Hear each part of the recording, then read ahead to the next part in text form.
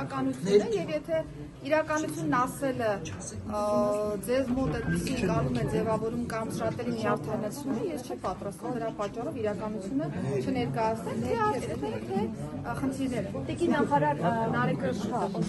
Տիկին նախարար դիմել է քննչական կոմիտեին արտաքին հետախուզական ծառայության հայտարարության հիման վրա, ուզում եմ հասկանալ ներքին գործերի նախարարությունը լրացուցիչ ինչ տեղեկությունների հիման վրա է հարցն ասում, որ օտարպետություններում հայերին ճնշում են ընտրությունների մասնակցություն ունենալու հետ կապված միայն այդ ծառայության հայտարարությունը, թե նաև կգնան այդ տեղեկություններին եւ ինչ կարող եք ասել ընթացքում։ Ես ենթադրում եմ, որ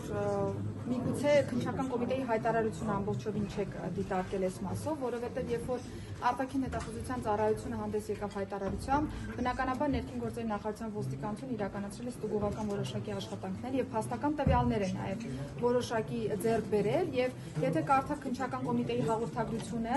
կոնկրետ այս դեպքով մեր ներկայացրած հաղորդման հիման վրա նախաձեռնված քրեական վարույթով կտեսնեք, որ այնտեղ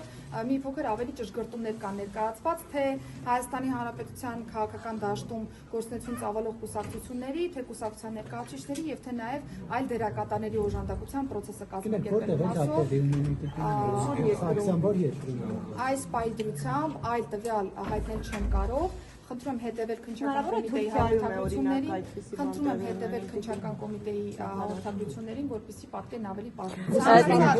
Ցանկացած տեղից եկող ազդակ բնականաբար մեր ուշադրության կենտրոնում լինելու անկախ երկրի։ Ես արդեն նշեցի, մնացել ամբողջը, քանի որ նախաքննություն է իրականում, քննչական կոմիտեն պատեհ պահի հանդես կգա հայտարարություն։ Նախարար, ես ուզում եմ երեխայի հետ կապված այդ դեպքից մի բան հարցնել, տեղեկություններ կան, որ միջավայրը, որտեղ որ երեխան ապրել է, ինչ որ ամբարով վարքեր են եղել, կա ոստիկանության մոտ նման տեղեկություններ, եթե այո, ինչ մանրամասնիկ ինչի մասին է խոսքը։ Համայնքային ոստիկանություն կա, մի քանի այդպիսի դեպքի մասին ենք լսել, իրենք հայտնի չէ նախապես թե ինչ է կատարվում։ Նախ մեկ որ հետ կապված է, միանգամից ասեք, որ հետ կապված ինչ տեղեկություններ կան, փնտրում եք կամ նա ինչ մասնակցություն ունի։ Այս պայծրությամբ ես նշեմ, որ երբ որ մենք հաղորդում ենք ստացել բժշկական կենտրոնից, ահազանգ կարելի ասել այնպիսիներ կամ ընտանիքի անդամների կողմից այնպիսիներ հաղորդումը, որ ըստ էության գործ չունենք հանցագործության հետ, ստանդարտ process է, երեխան իրեն վատ է զգացել եւ դրա արդյունքում է, որ տեղափոխվել է բժշկական կենտրոն, բայց անմիջապես ձեռնամուխ են եղել օպերատիվ հետախուզական աշխատանքների եւ դրա հիման վրա է նաեւ, որ հենց սպանության փորձով է վարույթը նախաձեռնվել, որովհետեւ տեղեկություն էինք ստացել, որ տվյալ անձի հոր հետ բնակվող կնոջ նաեւ միջամտությունը կա ընդհանուր գործընթացին, երեխայի ծեծի մասով եւ ըստ այդմ նմանատիպ հետևանք առաջացնելու մասով այժմ շարունակում են քննչական կոմիտեի հետ աշխատանքները, գիտեք, որ նաեւ խափանան միջոց կա ընտրված անձի նկատմամբ, շարունակում ենք աշխատանքները, որպեսզի նաեւ ընտանիքի մյուս անդամներին վերաբերելի այո իրավիճակներին եւս նաեւ իրավական գնահատական որպես այդպես կարողանան տան։ Այո, ինչ վերաբերում է Ընտրվում է, եթե ստանաց։ Չէ, այս պահին ուղղակի կարգավիճակի հետ կապված հարցեր են ճիշտ։ Նա որ իրեն եւս մեղադրանք առաջ չեմ բացառում, կախված այն տվյալներից, որոնք որ կստանանք։ Նշեմ, որ միջավայրի հետ կապված, տեսեք, նշում եք համայնքային ոստիկանության հետ կապված, մենք պիտի նախ առաջինը նկատի ունենանք, որ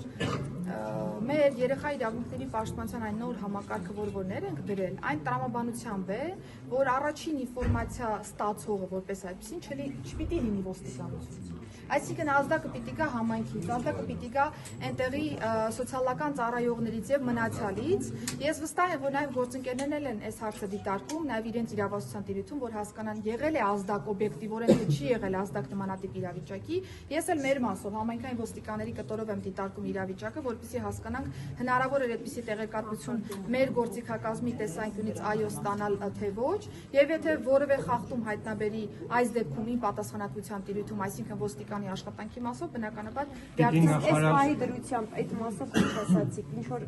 հետո արդեն որ ուսումնասիրել կա, այսպեսի այդտեղ եղել է այդպեսի միջավայր մասին էր հարցը։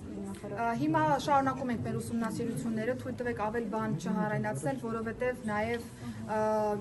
երեխաների եւ ընտանիքի մյուս անդամների հետ կապված որոշակի նաև հոգեբանական վիճակ ունենք։ Հիմա պատկան մարմինները աշխատում։ Տիկին Սարգսյան, երեք Նիկոլ Փաշինյանը այսպեսի հայտարարություն արեց, ասում էր, որ Հայաստանում կան ուժեր, որոնք պատերազմ են նախապատրաստում, ընդ որում ծանր հետևանքներով, քանի որ ՆԳՆ-ը նաև ակտիվ էսպես հայտարարություններ ընտրություններից առաջ տարածում կուսակցությունների գործունեության վերաբերյալ, ինչ նկատի ուներ նա, ով է Հայաստանում ներքաղաքական դաշտում պատերազմ նախապատրաստում, ու արդյոք հենց սա չէ, այսպես հասարակության շրջանում խոճապ տարածում ու հիբրիդային պատերազմի օրինակ, ըստ ձեզ։